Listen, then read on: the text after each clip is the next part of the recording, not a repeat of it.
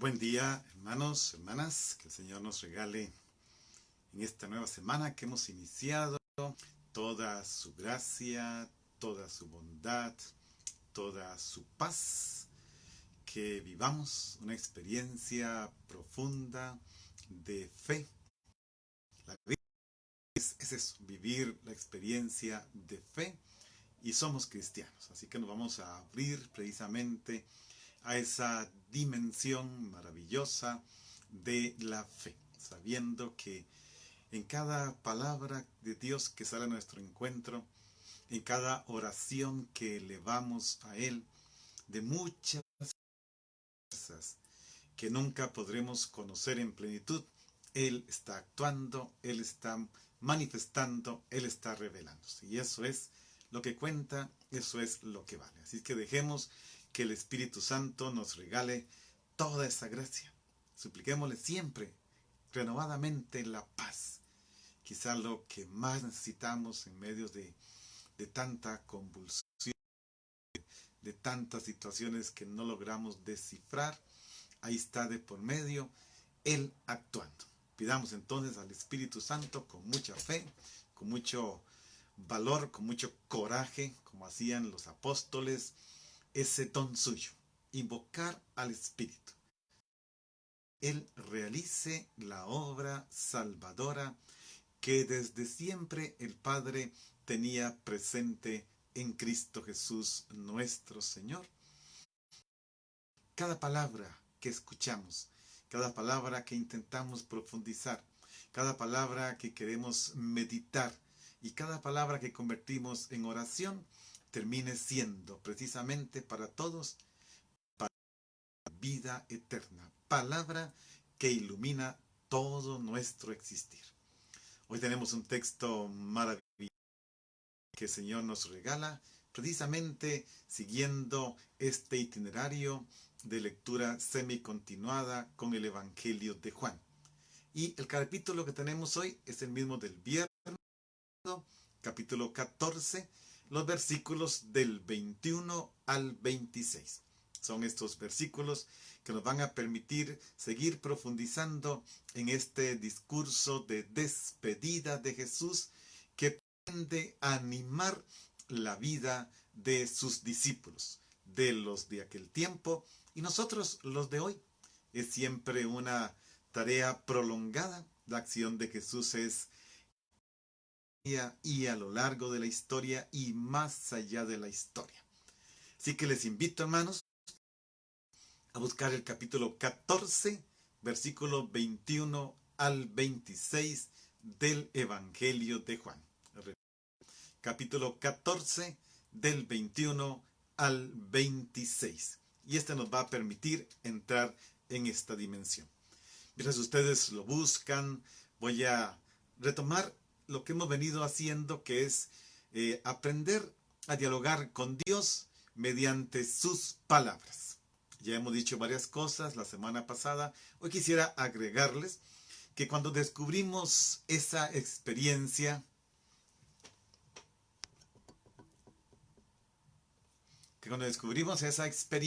precisamente de lo que la palabra de Dios nos permite hacer, encontramos mucha paz. Porque la palabra que dirigimos a Dios, precisamente en esta dimensión de diálogo con Él mediante la palabra, es esta palabra que también se convierte, y es una expresión del Papa Benedicto XVI, que hay que profundizar.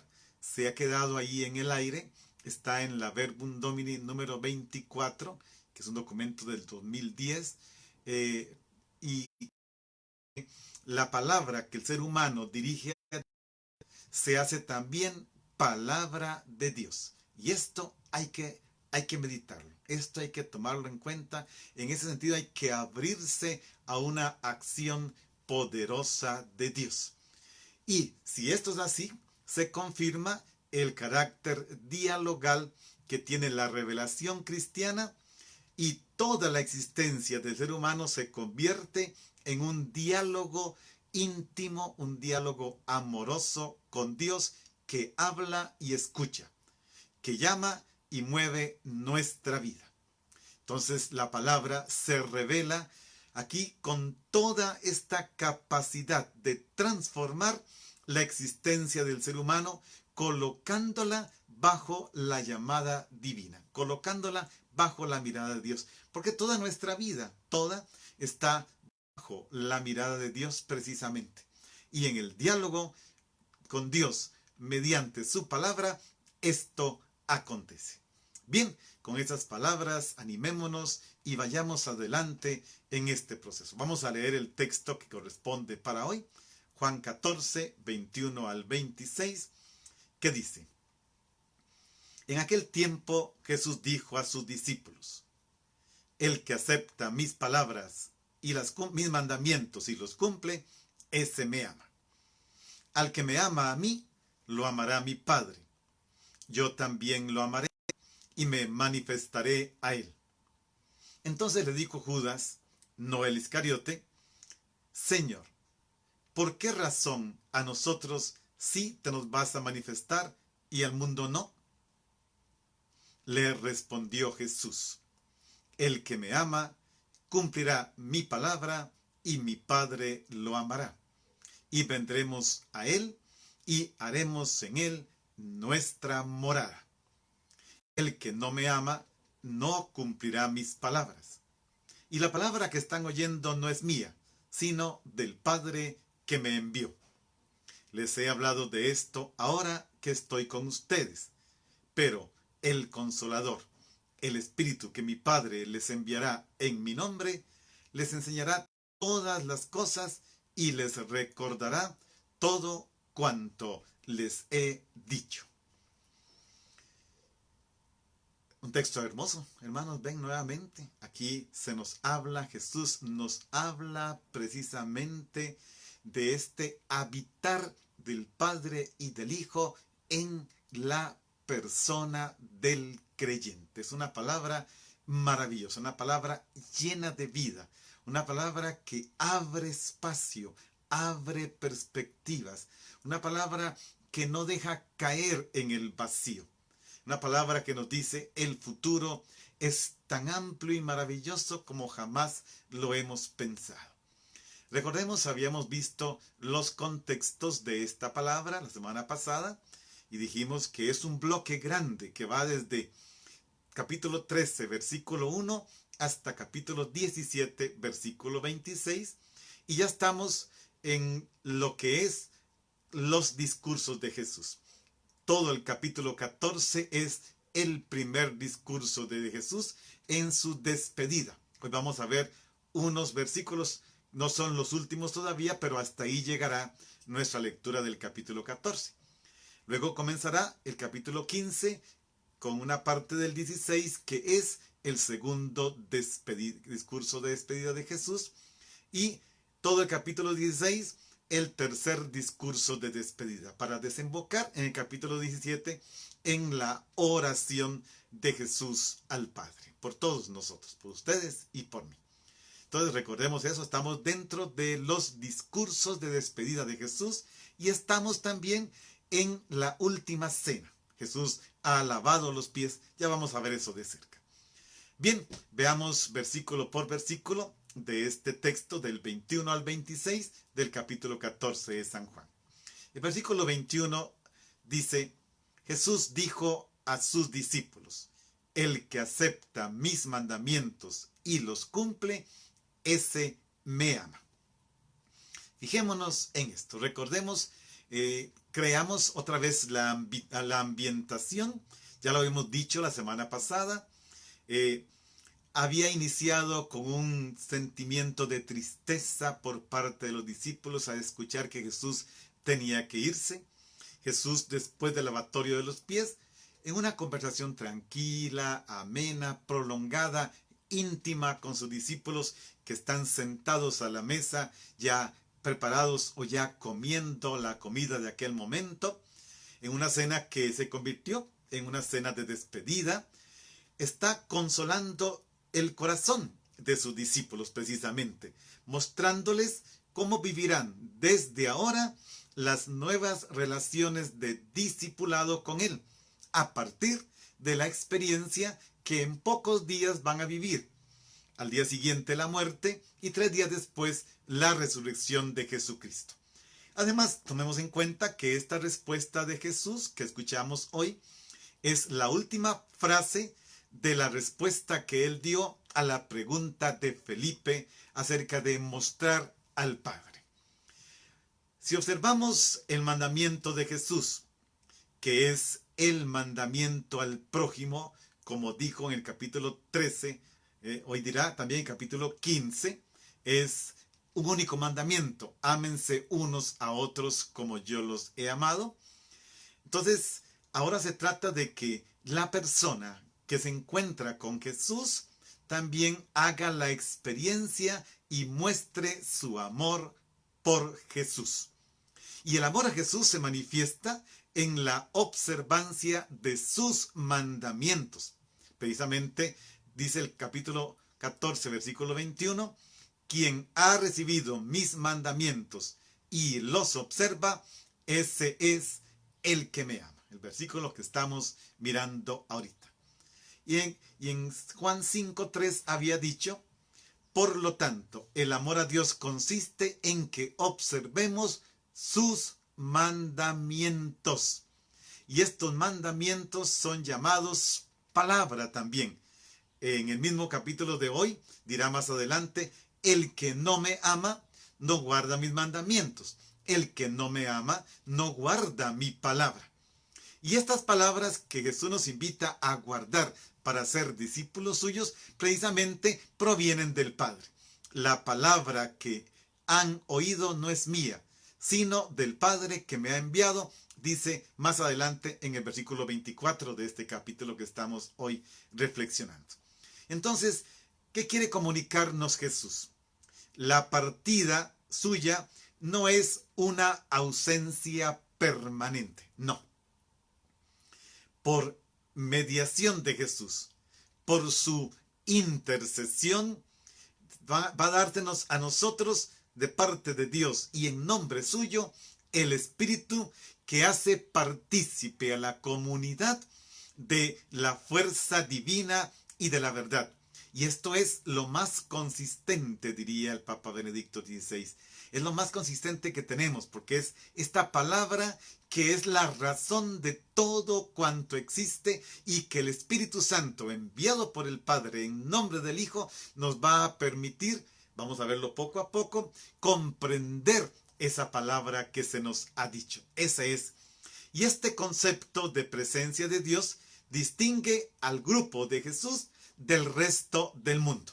En contraste con el odio, el engaño, la mentira que reinan en el mundo, el grupo de los que pertenecen a Jesús, de los purificados por su palabra, es el lugar donde cobra figura la verdad y el amor. Recordemos el texto de ayer en la Eucaristía. Yo soy el camino, la verdad y la vida. Y entonces, solo quien observa los mandamientos de Jesús, que hay que insistir, se reducen básicamente a uno en el Evangelio de Juan, quien se sabe ligado a esta forma de actuar de Jesús, a este estilo de vida, a la forma como Él procede y como Él se presenta, entonces ama a Jesús. Se trata de actuar, se trata de en esta consonancia con Jesús, no solo de un modo verbal, no, sino se trata en toda obra y verdad. La palabra no es una palabra simplemente para escucharla, sino que esta palabra tiene que ser traducida en obras, tiene que convertirse en acción, en fuerza dinámica que mueve la vida del creyente. Veamos la segunda parte de este versículo 21. Ahora en negativo. En positivo. Al que me ama a mí, y se amplía la perspectiva, lo amará mi Padre. Yo también lo amaré y me manifestaré a él. Es un tema muy hermoso. Aquí entra ahora el Padre en acción.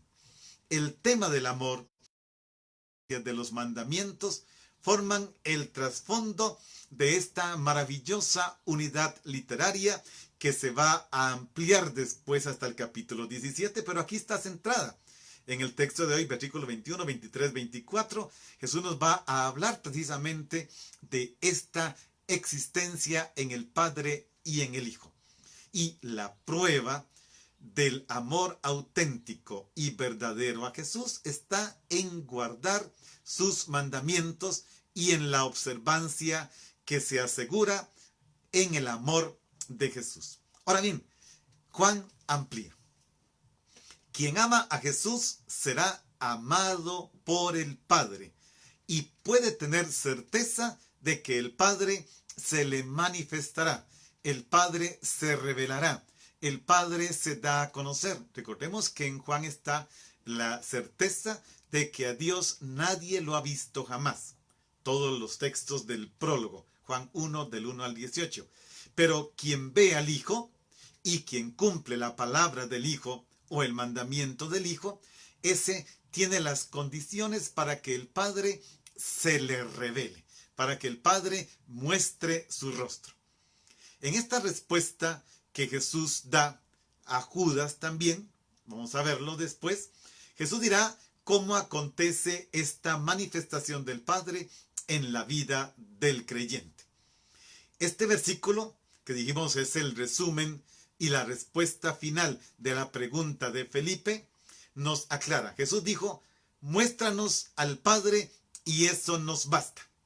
En el Antiguo Testamento, en Éxodo 33, 18, Moisés le había dicho a Dios, muéstranos tu gloria.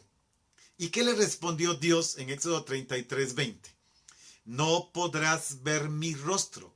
Era inconcebible ver el rostro de Dios. ¿Por qué? Porque nadie puede verme y seguir viviendo. Éxodo 33, 20.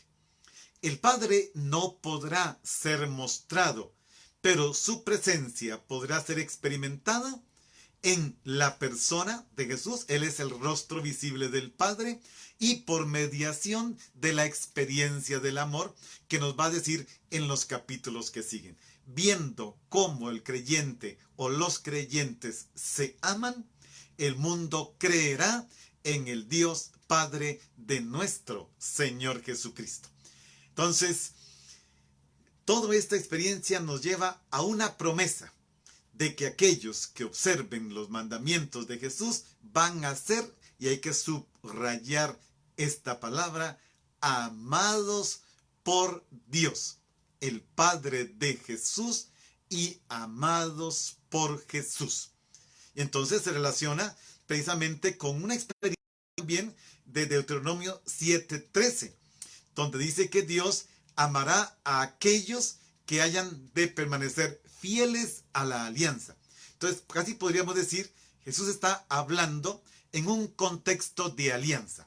Y la alianza es un acto de amor, es una entrega, es una donación.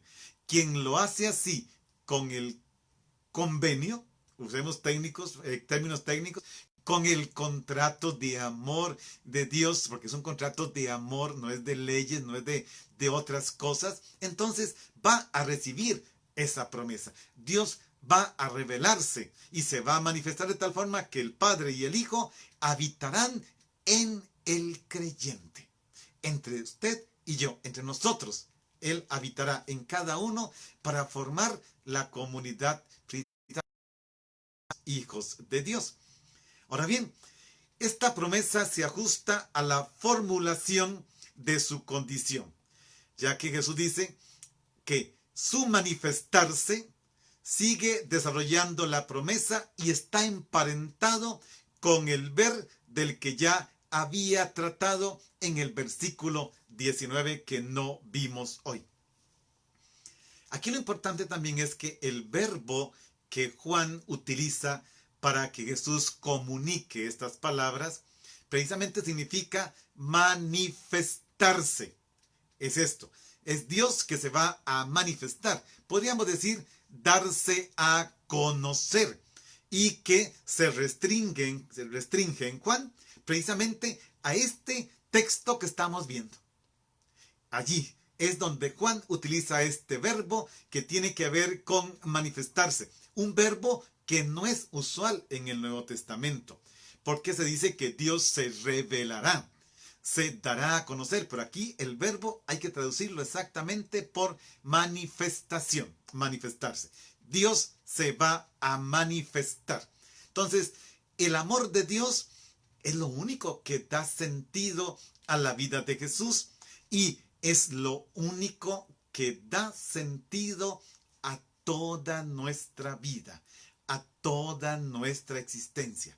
Por más que queramos sustituir el amor de Jesús en nuestras vidas, nos damos cuenta que al final cae en el vacío. Solo eso es lo que lo puede llenar. Y claro, al decir el amor de Jesús, estamos diciendo el amor del Padre. Es el amor del Padre revelado en Jesús que da sentido a nuestra vida. En medio de todas las dificultades, circunstancias, vicisitudes, que a veces se nos pone la cosa bien difícil, ¿verdad que sí? Entonces, el amor que viene de Dios es la roca firme sobre la cual se puede construir el proyecto de nuestra vida personal y comunitaria. Sobre esa roca firme de la palabra podemos construir nuestra vida. Entonces, para cerrar este versículo, el discípulo que está invitado a convertirse en un amante. Yo sé que esta palabra en el lenguaje en español y en nuestro lenguaje latinoamericano tiene connotaciones negativas, pero Juan, cuando habla de esto, pone el verbo amar en participio, que es amando, o sea, el que ama y continúa amando es un amante. El discípulo se convierte en un ser amante porque está continuamente amando a Dios en Jesucristo y en ellos, en la unidad trinitaria, a la comunidad de los creyentes y más allá a todos los hombres y mujeres que encuentra en el camino. Entonces el discípulo amante, y esto significa que obedece los mandamientos de Jesús, será objeto del amor del Padre y del amor de Jesús. Y esto, hermanos, hay que tenerlo claro. Esto hay que pensarlo. A esto hay que darle cabeza y meditación. A esto hay que abrirle el corazón. ¿Por qué? Porque el discípulo es para el Padre como otro Jesús. El Padre habita en Jesús. Y al que ama a Jesús y sus mandamientos, el Padre habita en él como habita en Jesús, como si fuera otro hijo, objeto de su amor. Y es para Jesús mismo, no solo para el Padre, también para Jesús, objeto del mismo amor con el que él ama al Padre y del amor con que el Padre lo ama a él. Es un círculo, el círculo del amor.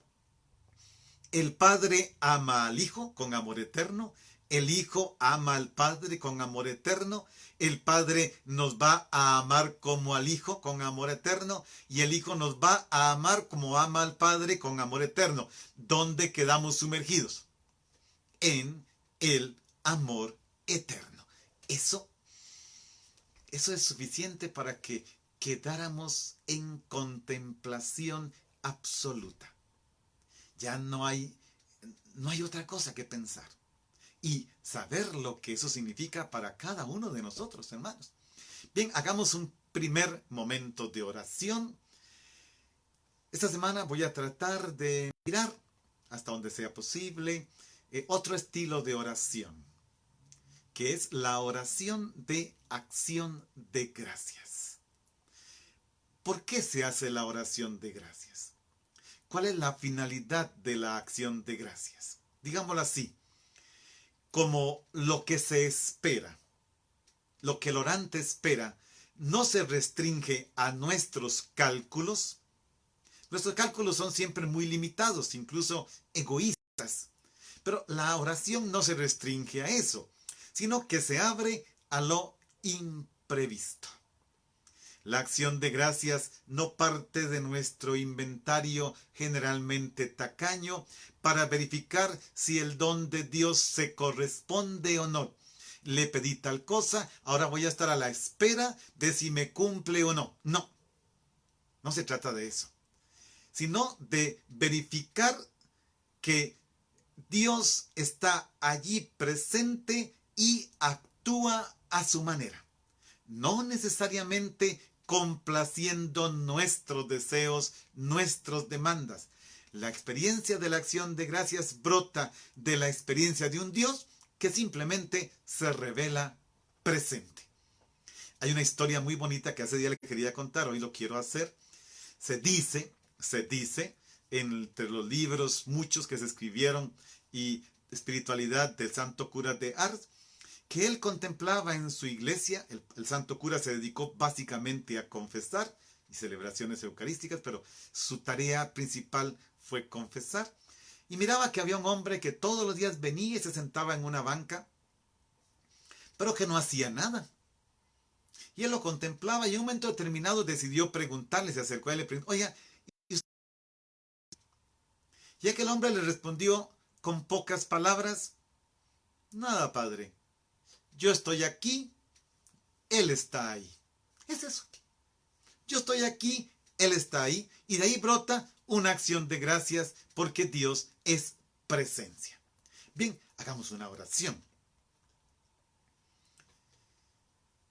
Jesús, gracias porque por la unidad existente entre tú y el Padre, por la que la posibilidad de creer se nos abre por la plena comunión con Dios, porque quien entra en ese círculo divino del amor entre tú y el Padre queda incorporado a Él de manera total y absoluta.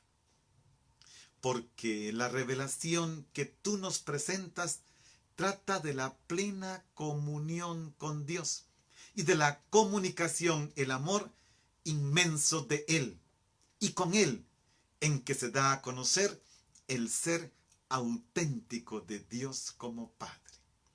Jesús, gracias porque tu palabra y mensaje están de lleno en conexión con la revelación como hecho comunicativo.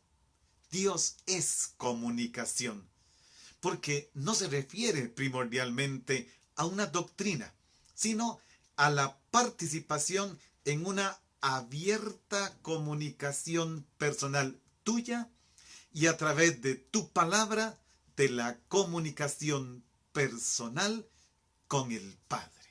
Jesús, gracias, porque tú, el hombre Jesús, el encarnado, eres el único mediador de la revelación divina que constituye el contenido maravilloso de la revelación. La palabra se hizo carne.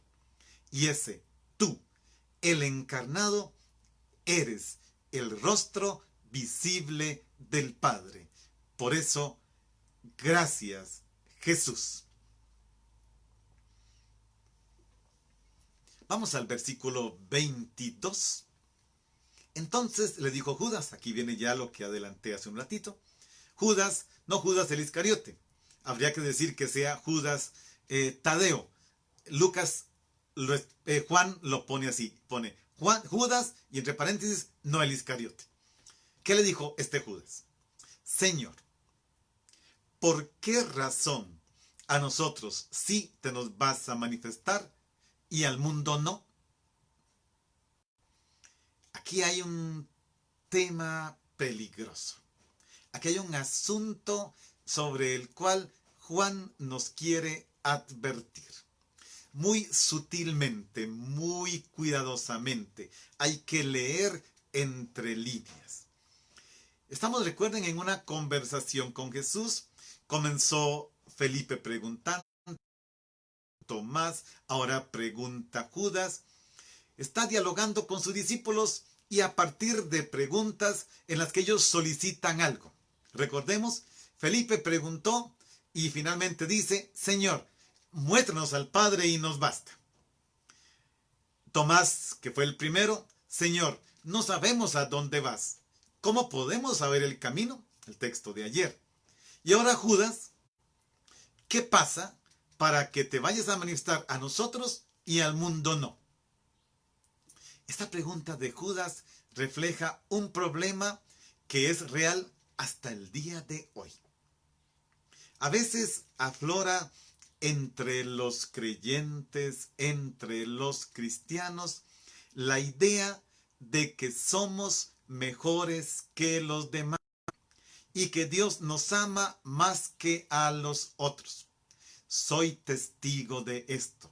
Lo he oído, lo he visto muy de cerca, de que algunos creen que porque se encontraron con Cristo, porque viven los sacramentos, porque escuchan la palabra, Dios los ama más. Y significa entonces que a los otros, que no lo decimos, los ama menos. Aquí hay que tener mucho cuidado, porque entonces tendríamos que hacernos una pregunta seria. ¿Hace Dios distinción de personas? Es más, el Dios de Jesucristo hace distinción de personas. Y es que en la pregunta de Judas se expresa la angustia y de alguna manera también la experiencia de tribulación que estaban viviendo a finales del siglo I como rebaño del Señor. Vamos a ver a partir de mañana precisamente el discurso del buen pastor. Nos va a tocar mirarlo otra vez. De la vid verdadera más que el buen pastor. Y entonces, desde esta reflexión puede brotar la idea, hay que tener mucho cuidado, de que es preciso forzar la verdad en el mundo incrédulo. Y de aquí hay un paso a cualquier obligación. Miren, hermanos, la verdad de Jesús, la revelación de Dios en Jesús acontece gratuita e inmerecidamente y en el tiempo de Dios. A nadie, ni a la persona, ni al mundo en general, tenemos que obligarlos a entrar en la verdad de Jesucristo. Jesucristo es una propuesta. Y como propuesta, el que la escucha tiene la libertad absoluta de aceptarla o rechazarla, pero no se puede imponer. Y a veces uno se da cuenta también en nuestra iglesia querer imponer el evangelio, querer imponer la vida cristiana. Eso no es así. Si se busca una respuesta por ese camino, en la práctica no se estará muy lejos del resentimiento y de la voluntad de poder. Y entonces, como yo soy amado de Dios, porque se me reveló a mí, quiero dominar precisamente sobre los que no han sido revelados. Esto, lo que quisiera decir me cuesta, porque lo que está aquí detrás es muy sutil, pero también muy peligroso. De allí resulta perfectamente lógico que Jesús no haya querido contestar la pregunta de Judas, la evadió. Si ustedes leen con lupa, se dan cuenta que Jesús no le contesta a Judas, no le responde, precisamente porque hay que guardarse seriamente de entrar en un sendero peligroso, en un sendero tortuoso, que podría ser una división entre los que Jesús ama y los que Jesús no ama. ¿Y cuál de nosotros está autorizado a decir, Dios no ama a esta persona?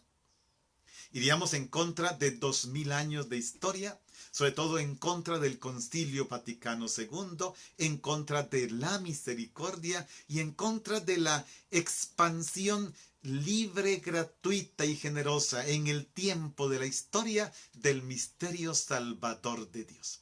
Entonces, vean qué pasa. Juan dice, versículo 23, le respondió Jesús. Pero vean qué es lo que responde. El que me ama cumplirá mi palabra, y mi Padre lo amará, y vendremos a él y haremos en él nuestra mirada. Veamos la pregunta de Judas. ¿Por qué razón a nosotros sí te nos vas a manifestar y al mundo no? No coincide la respuesta. Jesús no. Más bien Jesús quiso seguir lo que había dicho en el versículo 21. El que acepta mis mandatos y los cumple, él me ama. Jesús pasa por encima a la pregunta de Judas y entra en la continuación de lo que venía diciendo palabras antes de que Judas interviniera. Aquí está precisamente esto. Entonces vamos a ver, Jesús continúa hablando de quién lo ama a él y qué pasa con el que él ama. Jesús le muestra a sus discípulos de qué manera su glorificación, ser elevado en la cruz, recuerden, no es un abandono de su comunidad, como si ahora se vaya a crear un abismo entre el cielo, donde Jesús va a habitar, y la tierra, donde habitamos los mortales. El amor de Dios por la humanidad es tan grande, tan paternal, en la presencia del Padre, que envía en nombre de su Hijo, pero primero envía a su Hijo como misionero del Padre, pero ahora en nombre de su Hijo, el Padre nos va a enviar su Espíritu. Vean lo que hace Jesús.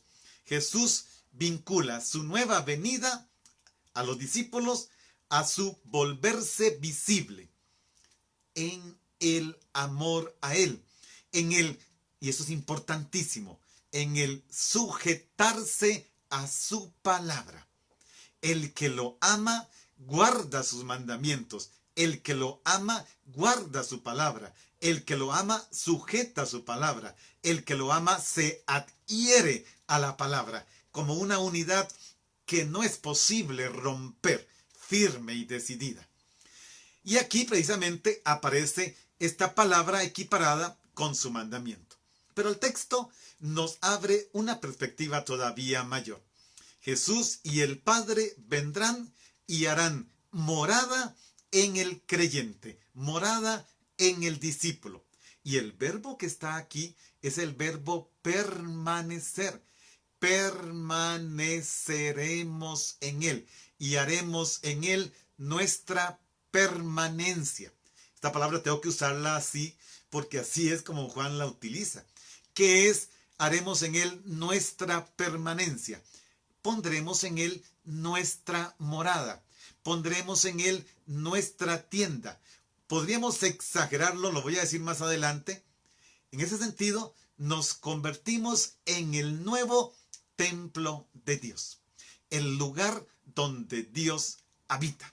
Por eso, ellos ya no reciben ahora una morada con Dios en las tiendas del cielo, los discípulos, sino que Dios acampa en ellos, que nos recuerda precisamente lo que dice el prólogo, Juan 1:14. Y la palabra se hizo carne y acampó entre nosotros. Es eso, Dios coloca su tienda entre nosotros. Y repite lo que acababa de decir a Felipe. El problema no es si los cristianos somos amados por Dios más que los otros. Eso no tiene que interesarnos. O si los otros son despreciados por Dios. El Dios en el que creemos no actúa de esa manera. No es este el criterio de la preferencia del Padre. El criterio de la preferencia del Padre es siempre uno y el mismo. El amor. El amor. Independientemente, digámoslo así, de que una persona sea cristiana o no. Se trata de que el que cree en el amor y ama desde esta perspectiva del amor que procede de Dios, ese es amado por el Padre y ese ama al Padre. ¿Y quién puede decir que no ama a Dios? El que realiza, el que practica el amor. Es esta dimensión tan maravillosa, es que es simplemente impresionante cómo Dios va a hacerlo. Claro, este amor tiene que también desdoblarse en un amor al prójimo. Juan lo va a decir en la primera carta. Si digo que amo a Dios y no amo al prójimo, soy un mentiroso y Dios no habita en él. Es eso. Pero todo aquel que ame al prójimo ya está revelando en esta tierra el amor de Dios. Y esto supera nuestros límites estrechos, porque la palabra de Dios es por excelencia universal. Bueno, la propuesta es sencilla entonces. Quien ama está cumpliendo la voluntad de Dios, la voluntad del Padre. Por tanto, quien ama en el mundo sin ser del círculo de Jesús, también estaría integrado en este proceso de transformación trinitaria. Eso sí, nunca dejemos por fuera que este amor es trinitario. Es el Dios que se revela como Padre, Hijo y Espíritu Santo que Juan nos está proponiendo, aunque de momento solo está hablando de el Padre y el Hijo. Pero el Padre nos enviará su Espíritu que hará que la inhabitación del Padre y del Hijo en nosotros se vuelva realidad. Y esta es una de las ventajas de que el Espíritu Santo esté por encima de cualquier institución, por encima de las iglesias, por encima de las teologías, por encima de nuestros pequeños grupos. El mundo ciertamente necesita el amor que Jesús propone para que Dios haga morada en él. Y donde hay amor verdadero, allí está Dios. ¿Cómo podrá entonces inferirse de allí que solo un pequeño grupo va a ser amado por Dios? Dios no quiere amar un solo grupo. Jesús dice, para que el mundo se salve. El Padre envió al Hijo para que el mundo se salve por él. Dios, digámoslo de otra manera, Dios desciende del cielo y no permanece más distante. El regreso de Jesús al Padre no implica una distancia. Por eso Jesús dice, les conviene, porque más bien implica una cercanía. El Padre en mi nombre enviará al Espíritu, el Padre y yo vendremos y haremos morada en él. Habría que decir, por el Espíritu Santo, que es el amor de Dios, que ha sido derramado en nuestros corazones. En este amor se halla la presencia de Dios en medio de nosotros los seres humanos. El creyente queda convertido de alguna manera en el lugar de la permanencia estable de Dios, donde moran el Padre y el Hijo. Morada que precisamente brota de este verbo permanecer. Dios, Padre e Hijo permanecen en el creyente. Hagamos otro momentito de oración, hermanos. La oración de acción de gracias es necesaria, porque es necesario que haya seres gratuitos. Qué bello que es esto, encontrar personas que viven en gratuidad. Personas que por nada, que arden de belleza por el mundo, que no están buscando intereses, que como dice el texto que estamos meditando, aman sin esperar nada a cambio. Que existan en el mundo reservas de silencio, de ayuda mutua totalmente desinteresada, de liberación total, de solidaridad en el sufrimiento, de cantos de acción de gracias. La persona que vive en gratuidad lo espera todo de Dios. Por eso agradece a Dios. De allí brota la maravillosa oración de acción de gracias. Hagamos una más. Jesús, gracias porque la fe, el amor y la revelación tienen su certeza en sí mismos, en ti, en tu amor, en el amor del Padre. No dependen de confirmaciones exteriores venidas del mundo. No, porque son fruto de la victoria de Dios lograda sobre el mundo. Victoria que debemos testimoniar diariamente, cada día. Cristo ha vencido al mundo. Jesús, gracias, porque la fe se mantiene referida a tu palabra. Ahí descansa el fundamento de su obligatoriedad. El que me ama guarda mis mandamientos, pero también el de esta esperanza y seguridad soberanas es Dios. Gracias, porque la fe nos introduce en este círculo del amor divino, por lo que la vinculación con tu persona y tu palabra, Jesús, es de importancia capital para la fe cristiana. Gracias, Jesús, porque en la vinculación a tu palabra y a tu persona radica esta singular e insustituible presencia tuya para la fe. Gracias, porque eres el revelador de Dios. Eres el único y exclusivo centro de interpretación para la fe de nosotros los cristianos. Gracias, porque la comunidad de los creyentes es la nueva mansión divina escatológica. Es el templo de Dios en el mundo, en cuanto la comunión de todos los creyentes en el amor. Y se ha centrado en ti, porque tú eres el centro de nuestra fe. Por eso, gracias, Jesús. Vamos al versículo 24 y 25, los últimos dos.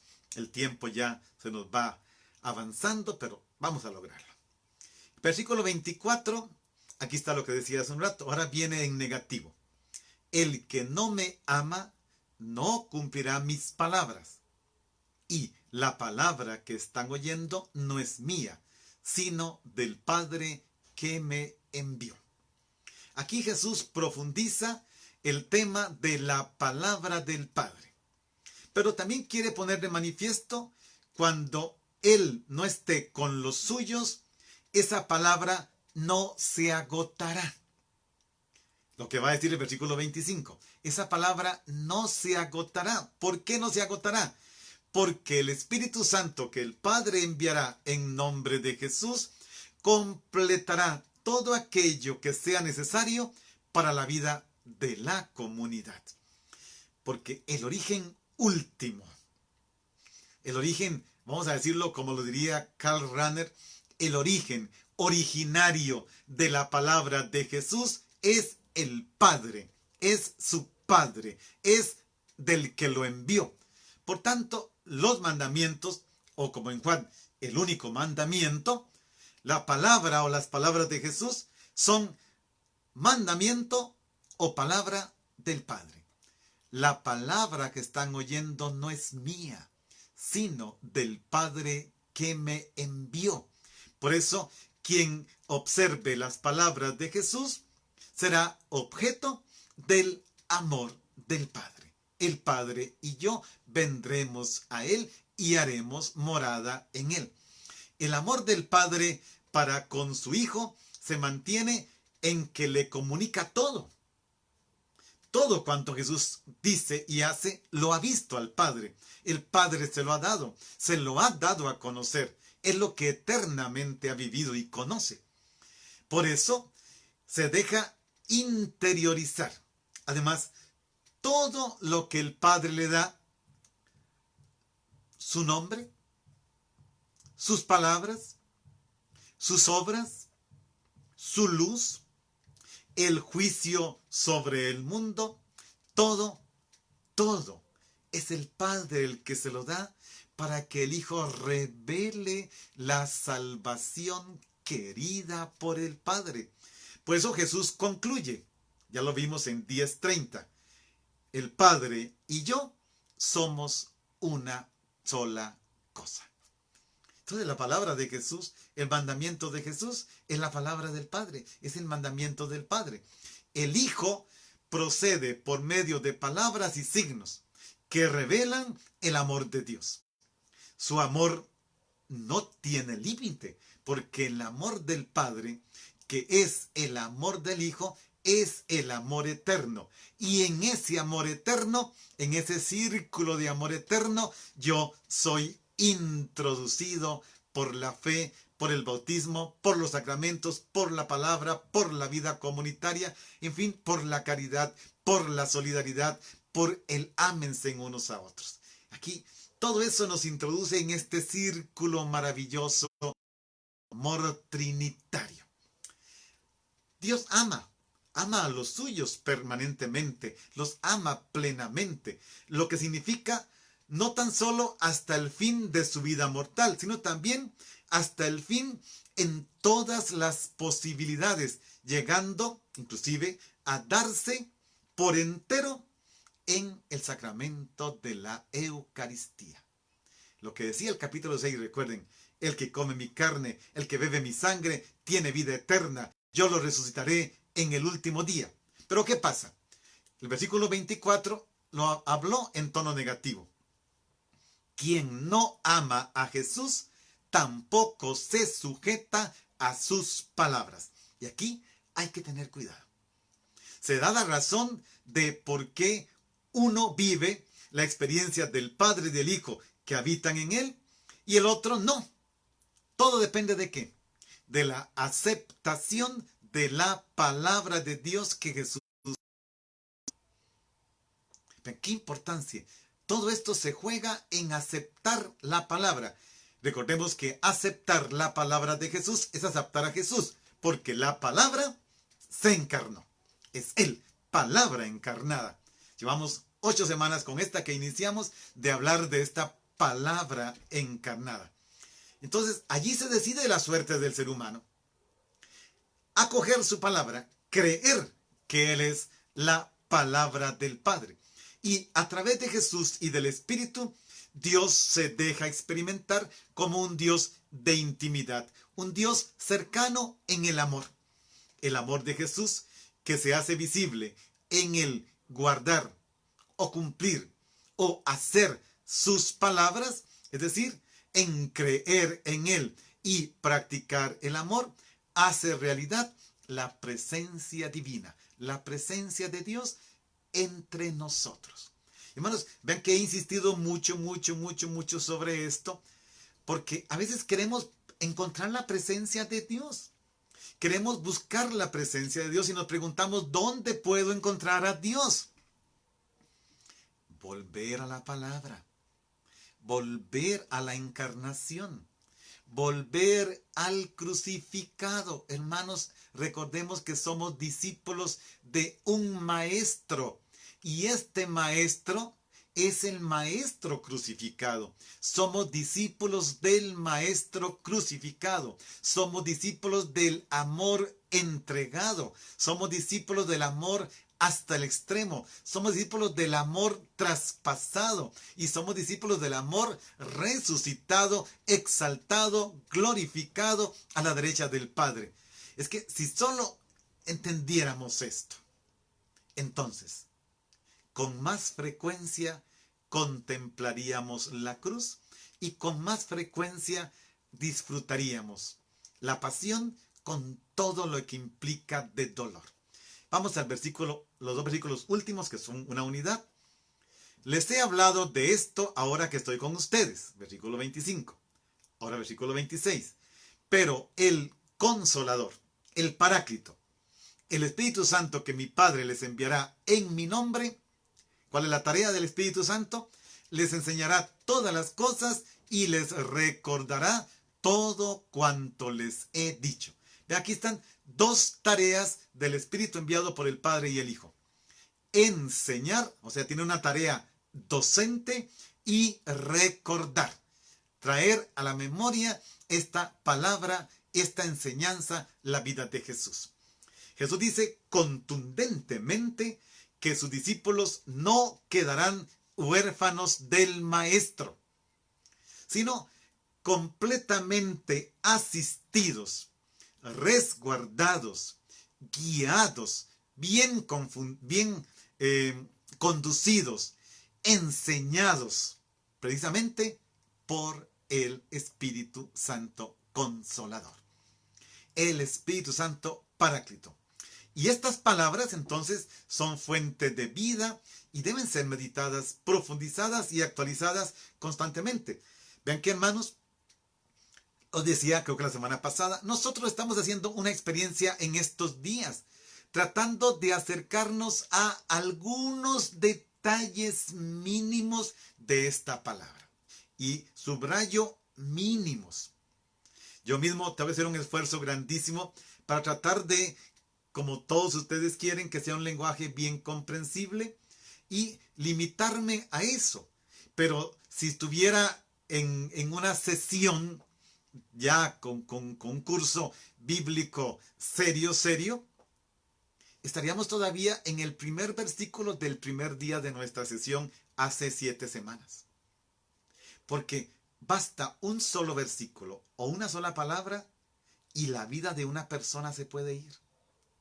Tratando de conocer esa palabra, de entender esa palabra, de meditar y vivir esa palabra, de transformarla en vida. Una sola palabra.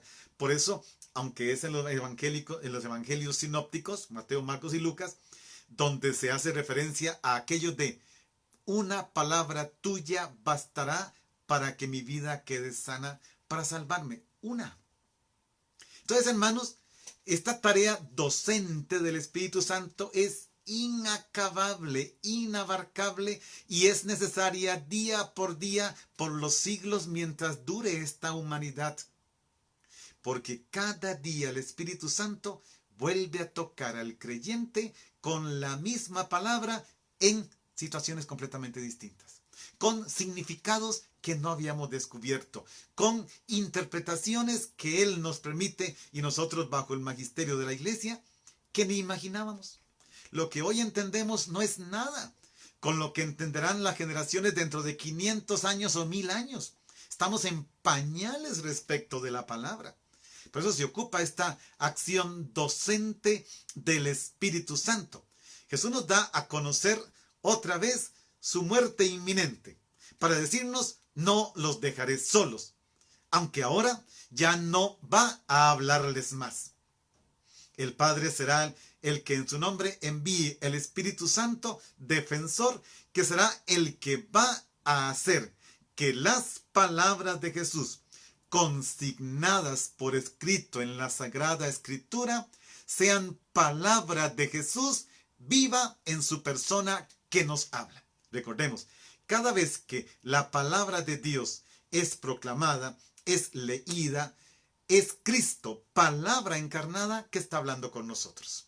Pero ahora, gracias a la acción dinámica, creativa y poderosa del Espíritu Santo. Por eso en la Eucaristía y en los sacramentos es el obispo, el sacerdote, el diácono, el que proclama el Evangelio. Pero ¿quién está hablando? Está hablando Cristo, palabra encarnada, y el obispo, el sacerdote, el diácono le prestan sus labios, les prestan todas sus capacidades y cualidades para que esa palabra viva se transmita a la comunidad. Es lo mismo que pasa en la Sagrada Escritura. La Sagrada Escritura es palabra de Dios, pero puesta por escrito en los conceptos y categorías de la comunicación humana, del diálogo humano, con las capacidades y facultades de cada uno de los escritores. Pero a la hora que se pone por escrito, se consigna por escrito y se nos ofrece a nosotros, la comunidad, esta palabra es palabra escrita, ciertamente por un escritor sagrado, pero es palabra de Dios porque toda ella se pone por escrito bajo la acción del Espíritu Santo, como la misma encarnación de Jesús se dio gracias a la acción del Espíritu Santo en el seno virginal de María. Es eso. No tengo las palabras para decir tan grande misterio. Entonces los discípulos no tienen que estar angustiados ni confundidos, porque Jesús se va, sí, pero no se quedan solos. Más bien, dice Jesús, les conviene. Mis palabras no las pueden entender todavía. Les enviaremos al Espíritu Santo, que será la fuerza vivificadora que les dirá el sentido y el contenido de mis palabras. Por asuntos de tiempo, hermanos, vamos a dejarlo hasta allí. Hagamos una última oración. Recordemos, estamos mirando la oración de acción de gracias. ¿Qué es eso? Digamos, es estar en comunión con una persona que reconoce. Es estar contento de decirle a Dios: te doy gracias porque eres lo que eres. El que da gracias reconoce una presencia, reconoce una persona y da gracias por esa presencia. Recuerden lo de este señor que estaba en la iglesia del Santo Cura de Ars. ¿Qué haces? Yo estoy aquí, él está ahí. Dos presencias, mi presencia aquí, la presencia de Él allá, y eso basta. ¿Y qué brota? Espontáneamente la acción de gracias. Es poder decir, qué bueno que estás aquí, a mi lado. Me basta tu presencia. No me importa lo que me puedas dar. No me interesa qué privilegios, qué beneficios pueda recibir. Los favores que puedo recibir por tu amistad, Jesús. Me importa tu compañía. Me basta tu gracia, diría San Pablo. Es eso. Una presencia. Hagamos nuestra oración final. Jesús, gracias por advertirnos que el Padre nos ama. Por decirnos que nos capacita para guardar tus palabras. Una advertencia contra cualquier falsa seguridad. No es un privilegio, es una decisión, una adhesión. Detrás de tu palabra está toda la autoridad divina, pues tu palabra es a la vez palabra de Dios, palabra del Padre. Esa autoridad fundante es lo que permite la obligatoriedad de tu palabra, obligación maravillosa, amar, amarte, amar a todos. Jesús, gracias, porque esa autoridad está ligada a la práctica del amor y no es manipulable. Pues cualquier manipulación contiene una renuncia a la libertad y al amor. Tu palabra presenta sus exigencias a todos cuantos se obligan a ella, es decir, los que deciden cumplirla, pero a la vez crea el espacio de la libertad, de un amor único que puede alcanzar plena vigencia porque es el amor de tu Padre. Jesús, gracias porque el Espíritu Santo Paráclito permanece para siempre en medio de la comunidad. Porque existe una continuidad de fe, de comunión cristiana que opera el Espíritu Santo. Porque el Espíritu ha sido dado a toda la iglesia para que todos participen de él sin excepción. Porque es el Espíritu quien garantiza la identidad cristiana de la comunidad y es el que da la fuerza que opera en tu palabra. Es la predicación de la comunidad, por eso la que produce en los seres humanos la fe, la esperanza, la caridad. Es tu presencia y por esa presencia tuya, Jesús, gracias. Bien, hermanos, vamos a dejarlo hasta aquí. Si Dios quiere, mañana nos encontramos nuevamente a las 10 de la mañana con un texto. Vienen unos textos maravillosos, maravillosos. Vamos a disfrutar. Vamos a pedir a este Dios trinitario que habita en nosotros. Somos templo de Dios, que nos bendiga. El Padre, el Hijo y el Espíritu Santo. Amén. Y si Dios quiere, nos vemos mañana a las 10.